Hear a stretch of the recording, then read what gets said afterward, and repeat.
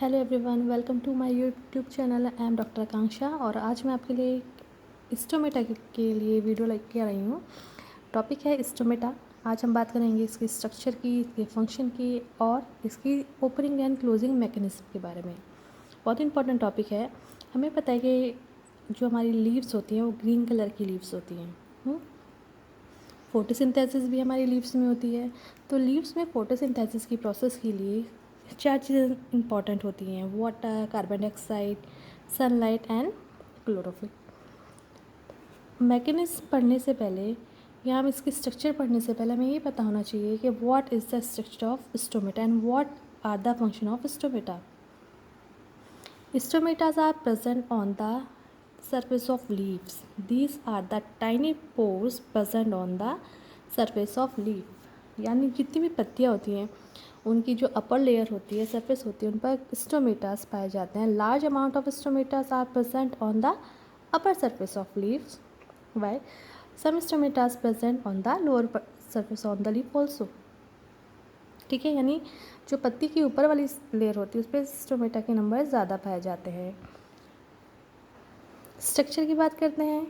इसमें 2 guard cell पाई जाती है। बीन शेप्ड सेल होती हैं, जिस तरह राजमा होता है उस तरह की 2 किडनी शेप्ड स्ट्रक्चर होती हैं जिनको बोलते हैं गार्ड सेल। गार्ड सेल में क्लोरोप्लास्ट पाया जाता है। Chloroplast is a green colour pigment in which photosynthesis occur. It is the kitchen of the plant or the leaves, है ना।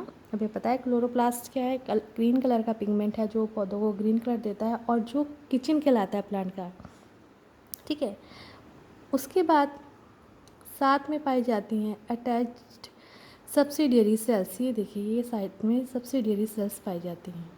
ठीक है, तो this is the simple structure of stomata and this the point, opening point and the closing point. ठीक है, इसी point के खुलने से, इसी पोर के खुलने से आपकी एक्सचेंज ऑफ गैसेस होता है, वाटर वेपर की फॉर्म में वाटर का लॉस होता है। ठीक है, and these comes in the function, these are the function of the stomatas, that exchange of gases, oxygen and carbon dioxide. हमें पता है फोटोसिंथेसिस की प्रोसेस के बाद प्लांट क्या करते हैं, ऑक्सीजन एक्सहेल करते हैं या एक्सचेंज करते हैं और ऑक्सीजन कार्बन डाइऑक्साइड को इनहेल करते हैं, मालूम है सभी को।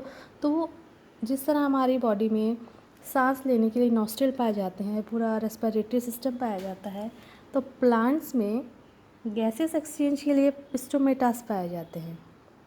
These are the pores through which exchange of gases occurs. इन्हीं पोर्स के खुलने से ऑक्सीजन बाहर आती है और कार्बन डाइऑक्साइड प्लांट में एंटर कर जाती है। ठीक है, सेकेंड है loss of large amount of water vapour during the transpiration.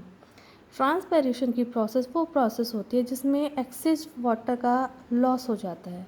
आपने देखा है मॉर्निंग में पानी की बूंदें आपको प्लांट्स की लीव्स पर मिलती हैं, है ना। तो वो सब प्रोसेस आती है आपकी ट्रांसपिरेशन में, क्योंकि जड़ों से जितना भी पानी एब्जॉर्व किया जाता है रूट के थ्रू, हमने देखा है फोटोसिंथेसिस की प्रोसेस में रूट वाटर एब्जॉर्ब करती हैं, है ना। तो वो जो वाटर एब्जॉर्ब करती हैं तो उसका 1% to 5% वाटर तो प्लांट यूज़ करते हैं फोटोसिंथेसिस में, लेकिन 95% वाटर क्या होता है, बेकार हो जाता है, उसका लॉस हो जाता है bye the process of transpiration. वो भाप बनकर पौधों से ऊपर उड़ता रहता है।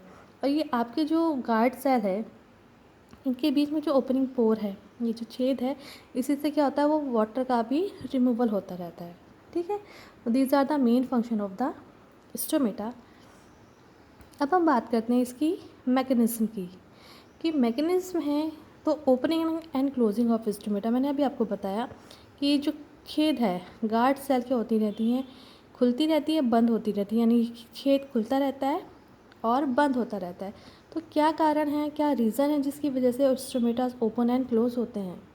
तो बहुत इंपॉर्टेंट मैकेनिज्म है, ध्यान से सुनिए। ये हमारी गार्ड सेल है ना। ये हमारी लीफ में क्या है, स्टोमेटास पाए जाते हैं। स्टोमेटास के अंदर ये हमारे क्लोरोप्लास्ट पाए जा रहे हैं। अभी वीडियो के स्टार्टिंग में मैंने आपको बताया था कि गार्ड सेल में जो क्लोरोप्लास्ट है, इनमें क्या रहती है, ये क्या है, ये लीव्स की किचन है। फोटोसिंथेसिस की प्रोसेस में chloroplast is the kitchen of the cell because is trap the light energy. जो सन से रेडिएशन आता है, सनलाइट को ट्रैप करने का काम हमारे क्लोरोप्लास्ट करता है। यहाँ पर हमारे एनर्जी ट्रैप कर ली जाती है, ठीक है। अब क्लोरोप्लास्ट में एनर्जी ट्रैप हो रही है, यानी जो सन की एनर्जी आ रही है वो क्लोरोप्लास्ट ले रहा है, उसको ट्रैप कर रहा है। तो यहाँ पर आपकी कार्बन डाइऑक्साइड भी आ रही है। कार्बन डाइऑक्साइड स्टोमेटास के थ्रू, जब हमारे स्टोमेटा के पोर खुले हैं तो यहाँ से हमारी कार्बन डाइऑक्साइड अंदर आ रही है। ग्रीन कलर हमारे क्लोरोप्लास्ट दे रहा है। वाटर हमारा नीचे से रूट के थ्रू होता हुआ लीव्स तक आ रहा है, ठीक है। और सनलाइट ऊपर से लीव्स पर पड़ रही है। तो क्लोरोप्लास्ट में क्या होता है, यहाँ पर फोटोसिंथेसिस की रिएक्शन होती है। अब जब फोटोसिंथेसिस की रिएक्शन होती है तो हमें पता है फोटोसिंथेसिस की रिएक्शन के बाद क्या बनता है ग्लूकोज बनता है और साथ में ऑक्सीजन। तो जो ऑक्सीजन बनती है वो तो स्टोमेटास के पोर के थ्रू बाहर आ जाती है, लेकिन जो ग्लूकोज बन रहा है वो क्या हो रहा है, गार्ड सेल में इकट्ठा होता रहता है। यहाँ पर उसकी number of glucose molecule is going to high, और कंसंट्रेशन की बात करें तो कंसंट्रेशन हो जाती है यहाँ पर ज़्यादा। इसकी कंसंट्रेशन ज़्यादा हो रही है फोटोसिंथेसिस की प्रोसेस के बाद। जो हमारा ग्लूकोज बन रहा है उसकी कंसंट्रेशन यहाँ पर ज़्यादा हो जाती है, जिसको हम स्टार्च भी कह सकते हैं कि स्टार्च की कंसंट्रेशन की वजह से या ग्लूकोज की कंसंट्रेशन की वजह से जो हमारी गार्ड सेल हैं वो क्या करने लगती हैं, फूलने लगती हैं।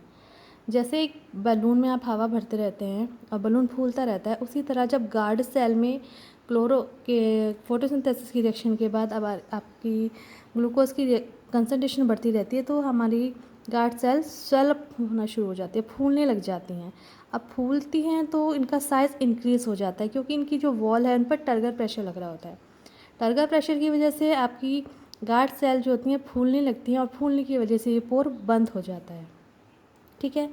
अब जब ये पोर बंद हो जाता है और गार्ड सेल ज़रूरत से ज़्यादा फूलने लगती हैं तो सब्सिडियरी सेल्स क्या करती हैं, सब्सिडियरी सेल्स वाटर रिलीज़ कर देती हैं गार्ड सेल में, क्योंकि हमें पता है आपकी प्लांट की ये सब्सिडियरी सेल्स कहाँ पर है, लीव्स में पाई जा रही है। लीव में क्या आ रहा है, वाटर आ रहा है, ठीक है। और by the process of osmosis subsidiary cells से पानी हमारा गार्ड सेल में आ जाता है, जिससे हमारी गार्ड सेल की जो स्ट्रक्चर है वो नॉर्मल हो जाती है। और जब गार्ड सेल हमारे अपनी नॉर्मल पोजीशन में आ जाते हैं तो ये स्टोमेटास के पोर दोबारा से खुल जाते हैं, ठीक है। Due to the high concentration of the chloroplast, ये हमारे जो गार्ड सेल है ओपन फूलती रहती है और श्रिंक होती रहती है, यानी नॉर्मल अपनी पोजीशन में आती रहती है। और फूलने की वजह से स्टोमेटास बंद हो जाते हैं, और जब कंसंट्रेशन नॉर्मल हो जाती है ग्लूकोज की तब स्टोमेटास खुल जाते हैं। तो this is the mechanism of opening and the closing of the stomatas. I hope आपको समझ में आया होगा। अगर आपको समझ में आ रहा है, मेरी वीडियोस अच्छी लग रही हैं, तो प्लीज़ आप मेरे चैनल को लाइक कीजिए, शेयर कीजिए, सब्सक्राइब कीजिए। Thanks for watching and stay home, stay safe, have a nice time to all of you.